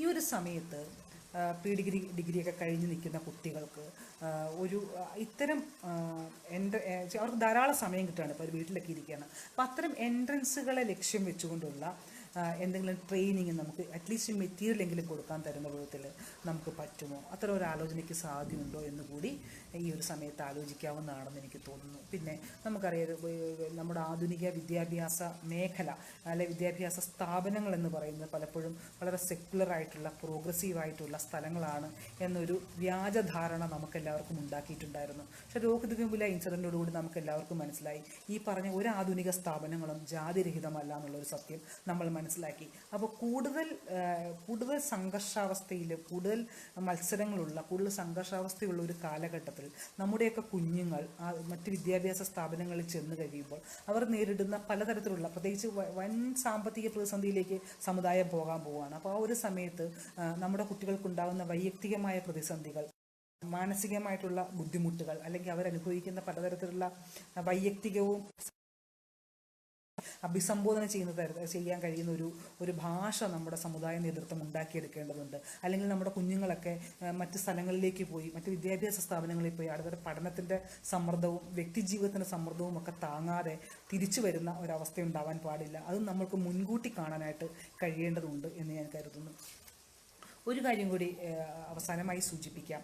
അതൊന്ന് ഈ ഗവേഷണം തന്നെയാണ്. നിങ്ങൾക്ക് എല്ലാവർക്കും അറിയാം, ഞാൻ ഇന്ന് 2 ദിവസമായി പോസ്റ്റ് കോവിഡ് എഴുത്തുകളെ ഇങ്ങനെ വായിക്കുകയായിരുന്നു. അപ്പോൾ ഇന്ന് ഞാൻ മനസ്സിലാക്കിയ കാര്യം, നൂറുകണക്കിനല്ല ആയിരക്കണക്കിന് അക്കാദമിക ലേഖനങ്ങൾ ഈ ഇതിൻ്റെ പല ഏരിയയെക്കുറിച്ച്, പല കോവിഡുമായി ബന്ധപ്പെട്ട് പല സാമൂഹിക ശാസ്ത്ര ഡിസിപ്ലിനുകളിൽ ഉണ്ടായിക്കഴിഞ്ഞു. ഈവൻ വൈദ്യശാസ്ത്ര മേഖലകളിലുമൊക്കെ ഉണ്ടായിക്കഴിഞ്ഞു. അതായത് വളരെ മുൻപെയാണ് അക്കാദമിക ലോകം പൊയ്ക്കൊണ്ടിരിക്കുന്നത്. ഒരു വലിയ റിസർച്ചിൻ്റെ, ഗവേഷണ രംഗത്ത് ഒരു വലിയ ഏരിയയും കൂടിയാണ് പോസ്റ്റ് കോവിഡ് കാലം തുറന്നിടുന്നത്. അതിൻ്റെ സാമൂഹ്യ ശാസ്ത്രവും സാംസ്കാരിക പഠനത്തിൻ്റെയും സാമൂഹ്യ ശാസ്ത്രത്തിൻ്റെയും തത്വശാസ്ത്ര പഠനത്തിൻ്റെയും ആന്ത്രപ്പോളജിക്കലായിട്ടുള്ള സ്റ്റഡീസിൻ്റെയും അന്താരാഷ്ട്ര പഠനങ്ങളുടെ രംഗത്തുമൊക്കെ ധാരാളം ഗവേഷണ സാധ്യതകൾ കൂടി ഈ പോസ്റ്റ് കോവിഡ് കാലഘട്ടം നമുക്ക് തുറന്നു തരുന്നുണ്ട്. ദളിതരായിട്ടുള്ള വിദ്യാർത്ഥികൾ പലപ്പോഴും ഒരു പുതിയ ട്രെൻഡായിട്ട് എനിക്ക് എപ്പോഴും തോന്നുന്നു, എല്ലാ ദളിത് സ്റ്റുഡൻസും ദളിത് വിഷയത്തെക്കുറിച്ച് പഠിക്കുന്ന ഒരു ട്രെൻഡും കൂടി കാണുന്നുണ്ട്. മറിച്ച് ഏറ്റവും പുതിയ വിഷയങ്ങളിൽ സംസാരിക്കുവാനും പുതിയ മേഖലകളിൽ ജ്ഞാനം ഉൽപ്പാദിപ്പിക്കുവാനും പുതിയ മേഖലകളെ തങ്ങൾക്ക് അനുകൂലമാക്കി മാറ്റുവാനും ഒക്കെ ഉള്ള ഒരു ക്രിയാശേഷിയും ഒരു ശക്തിയും കൂടി ദളിത് സ്റ്റുഡൻസ് കാണിക്കേണ്ടതുണ്ട് എന്ന് ഞാൻ തോന്നുന്നു. ഈ ഒരു പുതിയ പഠന മേഖലകളെ വളരെ ഗൗരവമായി സമീപിക്കുവാനും അത്തരം മേഖലകളിൽ തങ്ങളുടേതായ പഠനങ്ങളും ജ്ഞാന രൂപീകരണങ്ങളും ഒക്കെ നടത്താൻ കഴിയുന്ന വിധത്തിലേക്ക് നമ്മുടെ ഗവേഷക വിദ്യാർത്ഥികൾ ജാഗരൂകരാവണം. അവരത്രയും ഒരു ഇൻട്രസ്റ്റും കൂടി കാണിക്കണമെന്നും കൂടി എനിക്ക് തോന്നുന്നു.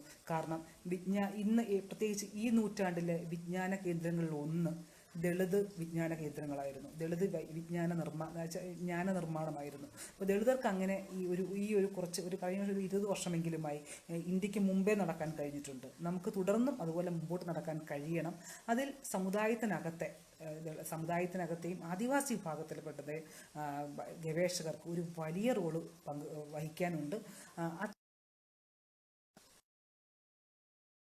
ഉത്തരവാദിത്വം കൂടി അക്കാദമി രംഗത്ത് നിൽക്കുന്നവരെയും കൂടി ക്ഷണിക്കുകയും ഓർമ്മിപ്പിക്കുകയും തൽക്കാലത്തേക്ക് ഞാൻ എൻ്റെ സംസാരം ഇവിടെ നിർത്തുകയാണ്. എന്തെങ്കിലും കൂട്ടിച്ചേർക്കാനുമൊക്കെ ഉണ്ടെങ്കിൽ നമുക്ക് സംസാരിക്കാം. ഒരു ബുദ്ധിമുട്ടുണ്ടായില്ല, എല്ലാവരോടും ക്ഷമ ചോദിക്കുകയാണ്.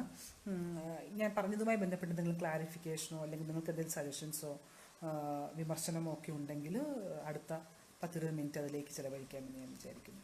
നന്ദി. ഒരിക്കലും ലൈവ് നടത്തുന്നതിൻ്റെ എല്ലാ ബുദ്ധിമുട്ടും കൊണ്ട് എന്നോട് ക്ഷമിക്കണം.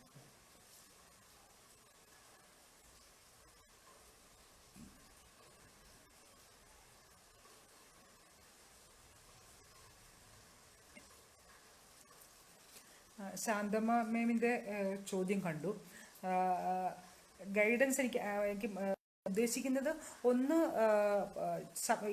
എനിക്ക് ഇൻ്റർപേഴ്സണലായിട്ട്, അതായത് വ്യക്തിപരമായി പേഴ്സൺ ടു ഇൻ പേഴ്സൺ എനിക്ക് പലരെയും ചിലപ്പോൾ ആർക്കെങ്കിലും എന്തെങ്കിലും അവർ എനിക്ക് മെൻറ്റർ ചെയ്യാനായിട്ട് ഒരു ബുദ്ധിമുട്ടുമില്ല എന്ന് ഞാൻ അറിയിക്കുകയാണ്. എൻ്റെ ഫോൺ നമ്പർ ഞാൻ ഇതിന് അവസാനം പറയാം, അല്ലെങ്കിൽ ഇതിൻ്റെ ഓർഗനൈസേഴ്സിന് അറിയായിരിക്കും. അപ്പം ഏതെങ്കിലും തരത്തിൽ ഒരു റിസർച്ച് ടോപ്പിക്ക് തിരഞ്ഞെടുക്കുന്ന കാര്യത്തിലാണെങ്കിലും മെച്ചപ്പെട്ട റിസർച്ച് ഇൻസ്റ്റിറ്റ്യൂട്ട്സ് ഒക്കെ എവിടെയാണെന്നെങ്കിൽ അവർക്ക് ഇഷ്ടമുള്ള ഏരിയയിൽ ഒരു സിനോപ്സിസ് പ്രിപ്പയർ ചെയ്യാനും ഒക്കെ അവരെ എനിക്ക് സഹായിക്കാനായിട്ട് പറ്റും.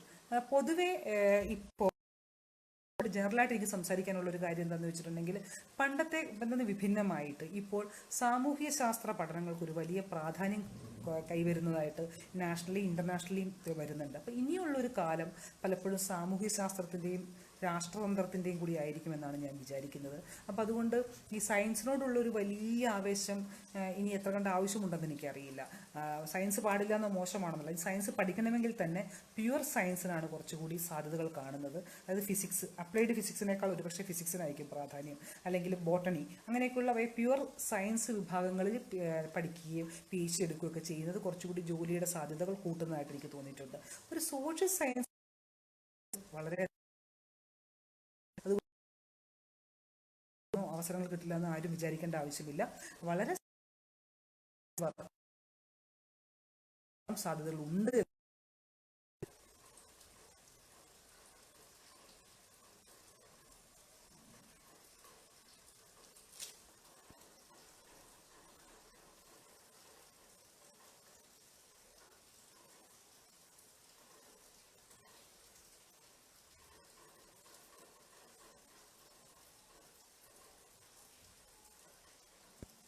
ഞാനിതിൻ്റെ ഒരു തുടക്കത്തിൽ ഞാനിങ്ങനെ സൂചിപ്പിച്ചിരുന്നു, എങ്ങനെയാണ് ഈ സംഘപരിവാർ നടത്തുന്ന ഈ ഒരു തിയറൈസേഷൻ ഉണ്ടല്ലോ, അതിനെ നേരിടാൻ കഴിയുന്ന ഒരു വലിയ വിഭാഗം യഥാർത്ഥ ദളിതരും ആദിവാസികളുമാണ്. അവർ പലപ്പോഴും ഈ ഹിന്ദു കോഡിന് പുറത്തായതുകൊണ്ട് തന്നെ ഇവരുടെ സാമൂഹിക ജീവിതത്തെക്കുറിച്ചിട്ടാണെങ്കിൽ ഇവരുടെ സാമൂഹിക ജീവിതത്തിലെ പലതരം രീതികളും അനുഷ്ഠാനങ്ങളും ഒക്കെ ഈ ഹൈന്ദവ സംഗതികൾക്കകത്ത് നിൽക്കുന്നതല്ല. അത് തന്നെ ഒരു പ്രതിരോധ സ്വഭാവമുള്ള ഒരു കാര്യമാണ്. ഞാനിപ്പോൾ സംസാരിക്കാൻ ശ്രമിക്കുന്നത് ടിജിയോട് ആണ് സംസാരിച്ചുകൊണ്ടിരിക്കുന്നത്. നമുക്ക് കഴിയുന്ന ഒരു കാര്യമാണ്. പിന്നെ ഇന്ത്യ കണ്ട ഏറ്റവും നല്ല റാഷണലിസ്റ്റ് ഡോക്ടർ BR അംബേദ്കർ ആയിരുന്നു. അദ്ദേഹത്തിൻ്റെ ഏറ്റവും പുതിയ വൈജ്ഞാനികമായ ധാരണകളുടെ അടിസ്ഥാനത്തിലാണ് ഇന്ത്യയുടെ എല്ലാ വിധത്തിലുള്ള റിച്വൽ ടെസ്റ്റുകളെയും മതപരമായ ഗ്രന്ഥങ്ങളെയും പുനർവായനയ്ക്ക് വിധേയമാക്കിക്കൊണ്ട് അദ്ദേഹം ഹിന്ദു പ്രത്യയശാസ്ത്രം എങ്ങനെയാണ് പ്രവർത്തിക്കുന്നതെന്ന് വിശദീകരിക്കാനായിട്ട് ശ്രമിച്ചത്. അദ്ദേഹം ഒരു വലിയ റാഷണലിസ്റ്റ് ആയിരുന്നു, ശാസ്ത്രത്തിൽ വിശ്വാസമുള്ള ഒരാളായിരുന്നു.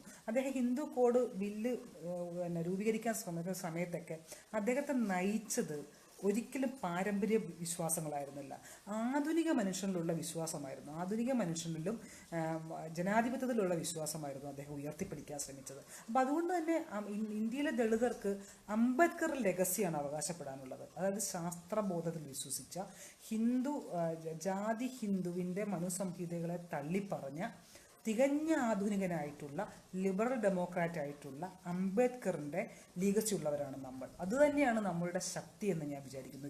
ജിജി, ഈ സംഘപരിവാറിനെ അവരെ ചലഞ്ച് ചെയ്യാനുള്ള നമ്മുടെ ശക്തി ഈ അംബേദ്കർ ചിന്തകളിലാണ് ഇരിക്കുന്നത്. അതോടൊപ്പം തന്നെ നമ്മുടെ സവിശേഷമായ സാമുദായികമായ പലതരം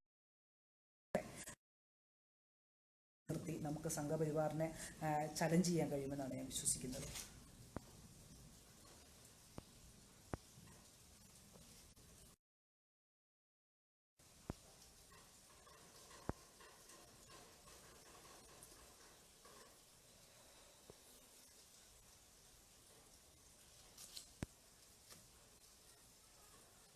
വേറെ എന്തെങ്കിലും ചോദ്യങ്ങളോ? ഹായ് സുമ ബാനർജി, ശാന്തമ്മ മേം, ഉഷയുണ്ട്, ശ്യാമ, രവീന്ദ്രനാഥ്, ശ്രീജിത്ത് വി കെ, കുഞ്ഞുമോൾ ജോൺസ്, എല്ലാവരെയും കാണുന്നുണ്ട്. എന്തെങ്കിലും ക്വസ്റ്റ്യൻസോ വല്ലതും ചോദിക്കാനുണ്ടെങ്കിൽ അല്ലെങ്കിൽ എന്തെങ്കിലും അഭിപ്രായ വ്യത്യാസങ്ങളോ ഉണ്ടെങ്കിൽ ചോദിക്കാം.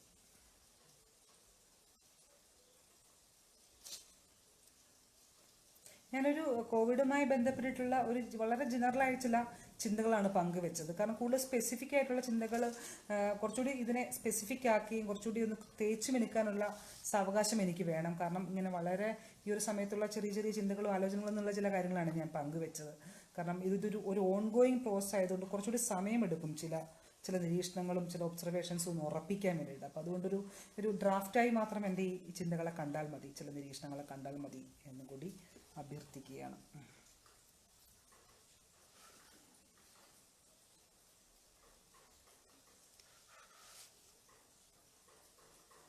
ഈ തൊഴിൽ നഷ്ടത്തെക്കുറിച്ചിട്ടും കൂടി ആളുകൾ ജോബിൽ ഏർപ്പെട്ടിട്ടുള്ള ആളുകൾക്ക് വലിയ തോതിൽ തൊഴിൽ നഷ്ടം ഉണ്ടാകുകയും അത് വലിയ സാമ്പത്തിക പ്രതിസന്ധിയിലേക്ക് മാറുകയും ചെയ്യുന്നുണ്ട്. പിന്നെ ഈ സർക്കാരിൻ്റെ റേഷനും ഒക്കെ ആശ്രയിച്ച് ജീവിക്കുക എന്നുള്ള ഒരു സംഗതി അത്ര കണ്ട് സുഖം എന്തൊക്കെ പറഞ്ഞ നവോത്ഥാന കാലഘട്ടം നമുക്ക് തന്നൊരു ബാധിക്കുന്ന കാര്യങ്ങൾ നമ്മളെ കൂടി പേഴ്സണൽ സൈക്കിയും കൂടി ബാധിക്കും. അപ്പോൾ അതൊരു വളരെ പ്രധാനപ്പെട്ട ഒരു കാര്യമാണെന്നാണ് എനിക്ക് തോന്നുന്നത്. എനിക്ക് തോന്നുന്നു പഠനത്തിനായി വീട് വിട്ട് പോകേണ്ട സാഹചര്യമുള്ള മുഴുവൻ കുട്ടികൾക്കും പാരലായിട്ടുള്ള എന്തെങ്കിലും സംവിധാനം ഉണ്ടാക്കാനുള്ള ഒരു സമ്മർദ്ദം നമ്മൾ ചെലുത്തണം. കാരണം ബാക്കി കുട്ടികൾ വീട്ടിലേക്ക് പോകുമ്പോൾ അവിടെ ഒരു വീടുണ്ട്, അവർക്ക് അവിടെ ഒരു സ്ട്രക്ചറുണ്ട്, അവർക്ക് 4 നേരം ഉണ്ട്, വീട്ടിൽ കറണ്ട് ഉണ്ട്, എല്ലാം ഉണ്ട്. ദളിത് ആദിവാസിയിലുള്ള അവരുടെ പഠനം തുടരാൻ ആവശ്യമായ സാഹചര്യങ്ങളോ 2 സെന്റ് കോളനികളിലെ വീടുകളായിരിക്കും, 4 നേരം ഭക്ഷണം കഴിക്കാനുള്ള സാഹചര്യം, അവരുടെ വിദ്യാഭ്യാസ സ്ഥാപനങ്ങളിലേക്കോ അല്ലെങ്കിൽ അതിന് തത്തുല്യമായ സ്ഥലങ്ങളിലേക്ക് തിരിച്ചു പോകുവാനും അവരുടെ പഠനം തുടരാനുമുള്ള ഒരു സാഹചര്യം ഉണ്ടാക്കുക എന്നുള്ളത് വളരെ പ്രധാനമാണ്. അതിന് സമുദായത്തിന് ഏത് തരത്തിലുള്ള സമ്മർദ്ദവും എവിടെയും ചെലുത്താനായിട്ടുള്ള ഒരു ഉത്തരവാദിത്വം നമ്മൾ ഏറ്റെടുക്കേണ്ടതുണ്ട് എന്നാണ് ഞാൻ വിചാരിക്കുന്നത്. കാരണം നമ്മുടെ കുട്ടികൾ വീട്ടിൽ പോയിരുന്ന് പഠിക്കുമെന്ന് നമുക്ക് പറയാൻ പറ്റില്ല. കാരണം എല്ലാ വീടുകൾക്കും അത്തരം സാഹചര്യവുമില്ല. പക്ഷെ നമ്മുടെ കുട്ടികളുടെ പഠനം അതുവഴി മുടങ്ങാൻ പാടില്ല. പഠനം വെച്ചാൽ ആളുകൾ ഈ DPP എന്നൊക്കെ പറഞ്ഞ് റൊമാൻറ്റിസൈസ് ചെയ്യുമ്പം എനിക്ക് തീരെ ക്ലാസ്സിൽ നിന്ന് വായിച്ച് പഠിച്ച് സോക്കോൾഡ് ഡിഗ്രി സർട്ടിഫിക്കറ്റ് കയ്യിലുണ്ടാവുക എന്നുള്ളത് വളരെ പ്രധാനപ്പെട്ട കാര്യമാണ്. ആ ഡിഗ്രി സർട്ടിഫിക്കറ്റ് കൊണ്ട് എവിടെയും കൊണ്ട് കൊടുത്താലാണ് ജോലി കിട്ടുള്ളൂ. നമ്മുടെ സമുദായത്തിന് മറ്റ് സ്ഥാപനങ്ങളില്ല, വേറൊന്നുമില്ല. സർക്കാർ തരുന്ന സർട്ടിഫിക്കറ്റ് മാത്രമായിരിക്കും നമ്മളെ രക്ഷപ്പെടുത്തുക. അപ്പോൾ ആ സർട്ടിഫിക്കറ്റിന് ആ നിലയിൽ ഒരു വലിയ പ്രാധാന്യം ഞാൻ കൽപ്പിക്കുന്നുണ്ട്. ഞാൻ ആ നിലയിൽ അനാർക്കിസ്റ്റുകൾ പറയുന്ന ഒരു സംവിധാനത്തിൽ ഞാൻ വിശ്വസിക്കുന്നില്ല. മറിച്ച് ഭരണഘടന എവിടെയുണ്ട്, ഭരണഘടന പ്രൊവൈഡ് ചെയ്യുന്ന കുറേ സാധനങ്ങളുണ്ട്, അത് ഫലപ്രദമായി വിനിയോഗിക്കുക എന്നുള്ളത് കീഴാള സമുദായങ്ങളെ സംബന്ധിച്ചിടത്തോളം വളരെ പ്രധാനപ്പെട്ടതാണെന്ന് ഞാൻ കരുതുന്നു.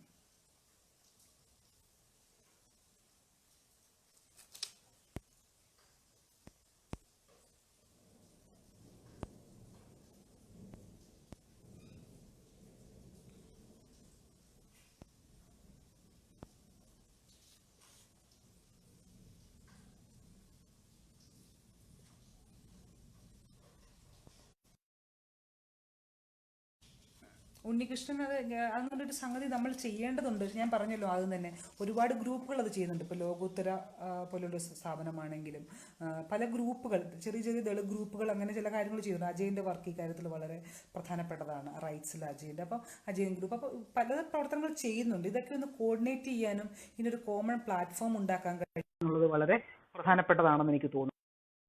അപ്പം അങ്ങനെയൊരു ആ ഒരു പ്ലാറ്റ്ഫോം ഉണ്ടാക്കുന്നതാണ് പ്രധാനമെന്ന് എനിക്ക് തോന്നുന്നു. ദളിതരുടെ ഇടയിൽ അക്കാഡമിഷ്യന്മാർക്ക് യാതൊരു പഞ്ഞു. അപ്പോൾ ധാരാളം അക്കാഡമിക് ആളുകളുണ്ട് ഇവിടെ. പക്ഷെ അവരുടെ ആ വിജ്ഞാനത്തെയും അവരുടെ ശേഷിയെയും അവരുടെ സ്കില്ലിനെയും എങ്ങനെ സമുദായത്തിന് വേണ്ടി ഉപയോഗിക്കാൻ കഴിയുമെന്നുള്ളതാണ് ഒരു പ്രധാനപ്പെട്ട ചോദ്യം. അതിന് പ്ലാറ്റ്ഫോംസ് ആവശ്യമാണ്. ഇൻഡിവിജ്വൽ നിലയിൽ, വ്യക്തികൾ എന്ന നിലയിൽ 1-2 പേർക്ക് എന്തെങ്കിലുമൊക്കെ ചെയ്യാൻ പറ്റുമായിരിക്കും, അതിലല്ലോ കാര്യം. അതൊരു പ്ലാറ്റ്ഫോമായി മാറുകയും സമുദായത്തിന് മൊത്തത്തിൽ അത് പ്രയോജനപ്പെടുകയും ചെയ്യുക എന്നുള്ളതാണല്ലോ കാര്യം.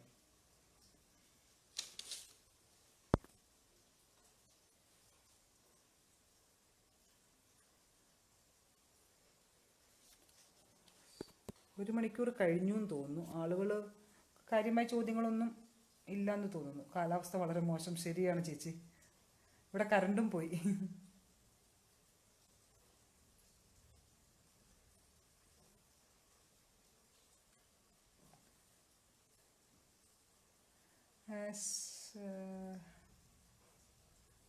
അധികം ചോദ്യങ്ങളൊന്നും ഇല്ല എന്ന് ഞാൻ വിചാരിക്കുന്നു.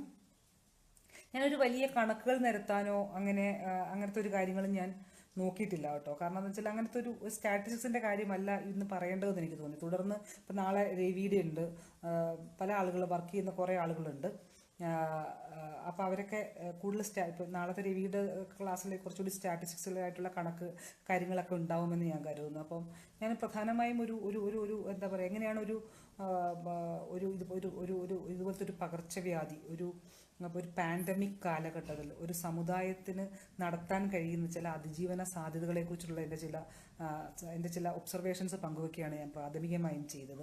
പിന്നെ കോവിഡ് എന്ന് പറയുന്ന ഒരു പ്രതിഭാസത്തെ നമുക്ക് ഏതെങ്കിലും ഒരു സെഗ്മെൻറ്റഡ് ആയിട്ട് മാത്രം കാണാൻ കഴിയില്ലെന്നും അത് പലതരത്തിലുള്ള അധികാര ബന്ധങ്ങളുമായും പലതരത്തിലുള്ള സോഷ്യൽ ഹൈറാർക്കിയുമായും അന്താരാഷ്ട്ര വിപണി ബന്ധങ്ങളുമൊക്കെയായും അല്ലാതെ രാഷ്ട്രീയ ബന്ധങ്ങളും ഡിപ്ലോമസിയും ഒക്കെയായി ബന്ധപ്പെട്ട് കിടക്കുന്ന ഒരു കാര്യമാണെന്നും അങ്ങനെയുള്ളൊരു പ്രതിഭാസമാണെന്നും അപ്പോൾ അതിനെ മാറ്റി മാറ്റി സെഗ്മെൻറ്റഡ് ആയിട്ട് മനസ്സിലാക്കാൻ കഴിയില്ലെന്നും അതിൻ്റെയൊക്കെ ഒരു എന്താ പറയുക, അതിനെ ആ നിലയിൽ തന്നെ വളരെ അതിൻ്റെ കോംപ്ലക്സിറ്റീസിനെ മനസ്സിലാക്കിക്കൊണ്ട് അതിൻ്റെ സങ്കീർണതയെ മനസ്സിലാക്കിക്കൊണ്ട് അഡ്രസ്സ് ചെയ്യേണ്ട ഒരു കാര്യമാണ്.